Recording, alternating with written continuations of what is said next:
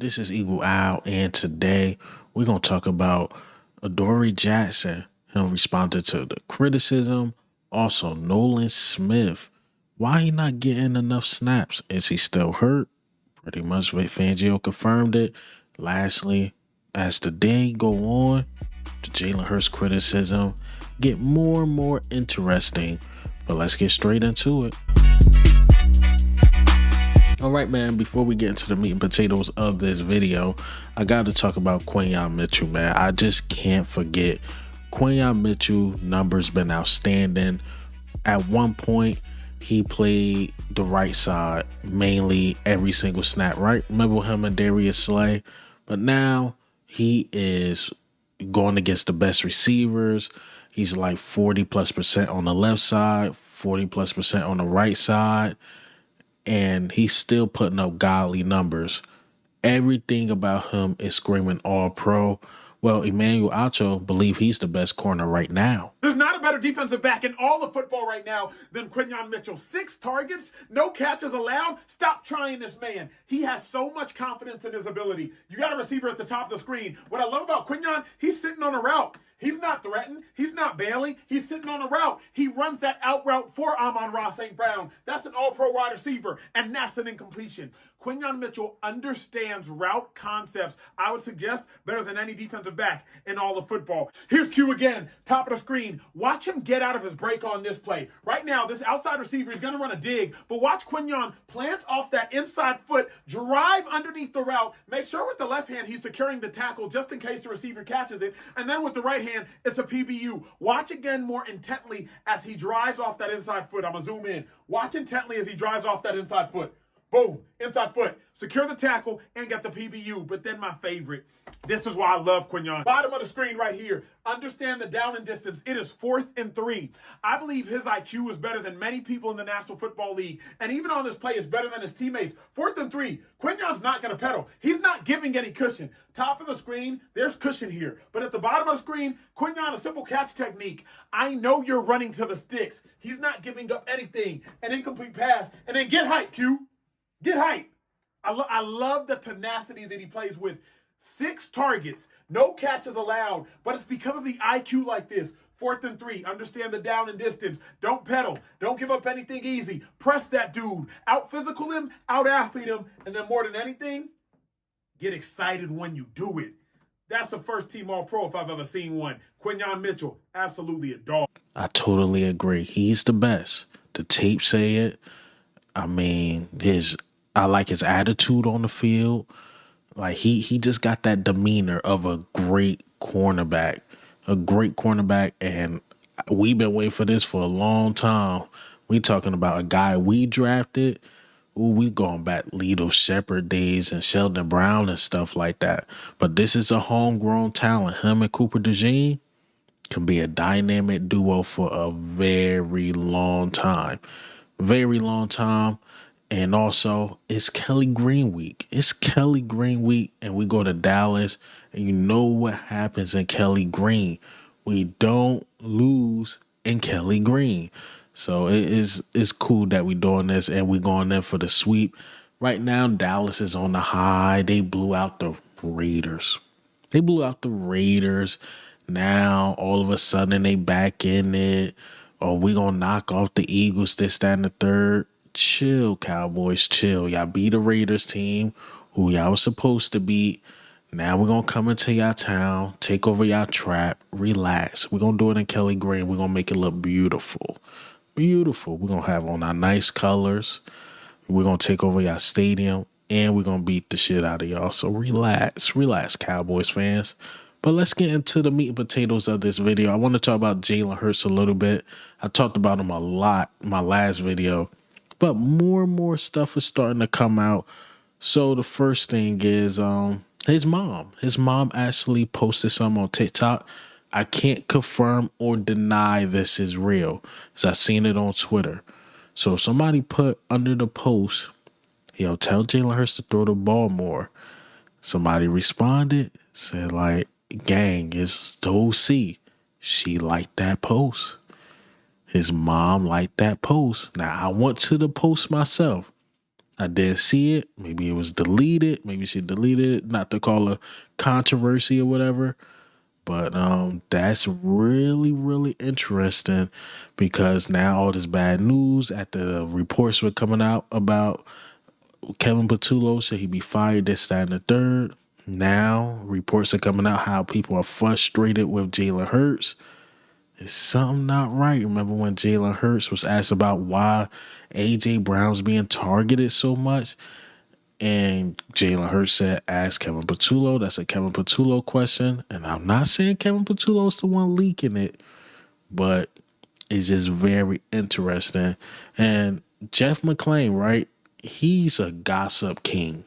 If there's a story out there, he's going to push it. But this is what he had to say about the Derrick Gunn story. I will ask you, Jeff, with all the drama that there is it so drastic to the point where it needs to get fixed as soon as possible? Or do you think the drama is a little overblown and you think there will be fine moving forward? Yeah, absolutely overblown. Yeah. I mean, look, I did a lot of digging in last week just after the whole A.J. Brown thing, and it was something they had to deal with. It was not business as usual down there, even though Nick says it was, but it's nowhere near inside what it is on the outside. And I think that this, honestly, I really haven't been paying attention with what's just chatter has been going out there with Jalen Hurts, because I know what I know about the whole Jalen Hurts situation, and I feel like I have a better handle on anyone in the media, to be quite frankly. So if I haven't really come out and reported anything, I just don't think it. I don't think it has risen to the level that I guess it sounds like you guys are talking about. As I said in my podcast, go listen to it, Uncovering the Birds. I mean, like, I do feel like it's, Jalen's a big part of what, how guys are viewing what's wrong with the offense. Absolutely. He's a quarterback, though. That's all part of it. It's not a big deal. Now, Jeff McClain, the gossip king, saying it's not a big deal. Maybe Derrick Gunn maybe blew this up a little bigger than what it should have been. Maybe people was voicing their frustrations, this, that, and the third, but the way Derrick Gunn said Carson Wentz 2.0, that's not a good sign. But Jeff McClain saying it's not a big deal. It's being blown out of proportion. All right, he say guys' connections, cool. We're going to keep it at that. And let's talk about some football, man. Let's talk about Adoree Jackson, the guy I hate, the guy I love, because I love the underdog, man. Y'all probably going to come up with my comments again. Adoree Jackson still ass, Igual. He still ass. Well, Adoree Jackson had this to say about the criticism. And true to myself, and obviously it's a lot of external factors that can happen that can maybe cause people to go dismay and not really want to keep having the confidence and to keep going out there. And for me, I think I was just you either born with it or you're not. And to have that resiliency, have that understanding that, man, it's not the end of the day. But if you can find a way to get better and improve and keep improvement and keep stacking those days, good things will happen. I like it, man. It never, I will say this about him. It never got him down. Each and every game I seen him play, he's getting better as the season go on. His numbers looking good. He's holding it down as the CB2. He had some really key PBUs. He did get beat earlier in the game, but never got down. I would say that about his confidence. I love confidence because confidence can get you far. And that's my thing. I hate to go to this guy, but Keely Ringo. When Keely Ringo was out there, he get beat and it just get worse and worse and worse. He start putting his head down. And I just don't trust Keely Ringo confidence. Now, Keely Ringo is athletic, can play, but when he's not confident, it don't look good. Whereas though, it's hard to break a guy like Adoree Jackson. Can't break him. You just can't. And I love that mentality, man. If y'all don't like nothing about him, y'all gotta like that mentality. Like, Vic Fangio said these great things about me. I took that in. Also, the outside noise really never got to him. You gotta like that. You gotta like that from Adoree Jackson, your CB2. A lot of people that was down on him, and he's only getting better. And Adoree Jackson, keep going up from here. I think before the season end or when the season end, we'll have a great ending to this story in Philadelphia, man. No, we gave you a hard time, but you're only getting better. And salute to you, Adoree Jackson. Keep doing you, man. Keep doing you for sure, man. You know, even me, I'm like, I don't know how he's gonna start. Is he gonna make the team? We're getting closer to camp. He's starting. He sucked a couple games. The Giants game and the Cowboys game wasn't that great. Never was down. And he's getting better. 10 weeks in or 10 games in, going on 11. Can't be mad at it. That's all we hope for. Get better, play competent. He played competent. This defense could take us to the Super Bowl. Offense will figure it out. I believe they will. But that defense alone can take us to the Super Bowl, especially with Adoree Jackson playing better. And you see he start playing better once that defensive line got better. Once you get Jalen Phillips, once you get Nolan Smith and those guys back, he start playing a lot better because the quarterback got to speed up that time. So shout out to the D-line. It's only making the back end better. And speaking of the D-line and Nolan Smith, I believe Nolan Smith is still hurt. I thought Nolan Smith was having a really good game, but they kept pulling him and pulling him. I'm like, okay, he's definitely on the snap count. And Vic Fangio basically confirmed it. And let me play this clip. This amount of snaps he's playing, is it just to get him back in terms of conditioning, or are you guys still kind of going soft with the triceps? You have to speak to Tom about that. So what are the in terms I don't know. of the number, the snaps though. What about it? I mean, he's not playing as much as he was before the injury. Correct. They have put a snap limitation on him. Yeah. Okay. So with Nakobe. Yeah, man, that's all I needed to hear, the confirmation, because I'm like, I like Jalen Hunt, and Jalen Hunt is playing really well, but he's getting more snaps than Nolan Smith, but it's nothing to really speculate.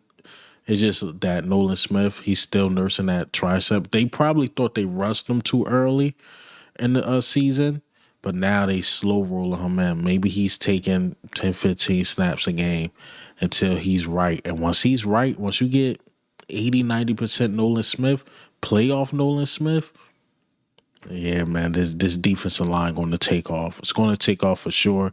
And Jalen Carter healthy. Ooh, this defensive line about to take off. And then after this game, we got a short week. We got a Friday game. Then a longer week because, Friday, then next Sunday we're going to play. So, yeah, man, this team about to take off. This team about to take off, man. But short one, and that's all I got for you guys today. Hey, man, what do you think? How do you feel, man? Look, Jalen Hurts, I'm telling you, the story get interesting. I would say that Nolan Smith, he's going to get there. Adoree Jackson, man, I like his story. But this is Eagle Al, man. I'm out.